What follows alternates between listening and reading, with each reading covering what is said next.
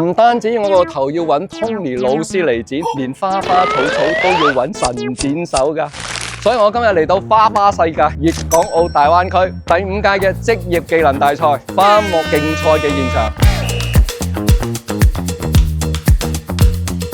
足足有成30個粵港澳大灣區嘅花木師嚟到現場競賽。廖領隊你好啊，呢一種咁嘅賽事之前有冇參加過啊？我哋上年咧就喺東莞咧，係嗰屆就參加係花藝嘅。今次咧就關於花木喺呢個板塊嚟講咧，我哋好新嘅嘗試，所以我哋好開心咁嚟參加呢個比賽。帶咗有幾多位？我帶咗1位參賽者過嚟喺呢度做緊。今次整個安排你覺得點啊？非常之好啊！因為咧我哋舊年咧，我哋係睇唔到選手點樣比賽，但係呢度咧非常之好啊！加上咧你呢度咧有咁多光景喺度咧，今次有冇諗住準備攞個冠軍？期望咧就一定有嘅，冠軍咧就唔敢啦，因為咧我哋始終係第一次啦，都希望咧藉住呢個交流，提升我哋自己澳門嘅隊員喺呢個花木嘅板塊度嗰個水平。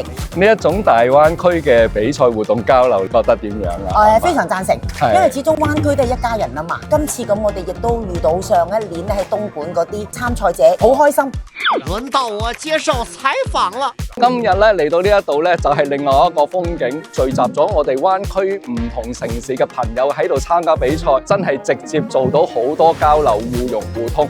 嗱，我諗我同好多香港嘅朋友都一樣，估唔到我哋粵港澳嘅聯繫有朝一日係咁密切嘅。以前咧，我哋就只有珠三角呢個概念，而家我哋已經係粵港澳大灣區啦。而且而家粵港澳大灣區仲咁多友誼賽，咁多呢啲活動。雖然我而家身處中山嘅環南，依然見到我哋好多港澳嘅朋友過嚟呢一度參賽，一聽到嗰啲語調就係好熟悉嘅感覺啦。咁我相信未來喺中山嘅港人會越嚟越多，大灣區嘅活動都會越嚟越精彩。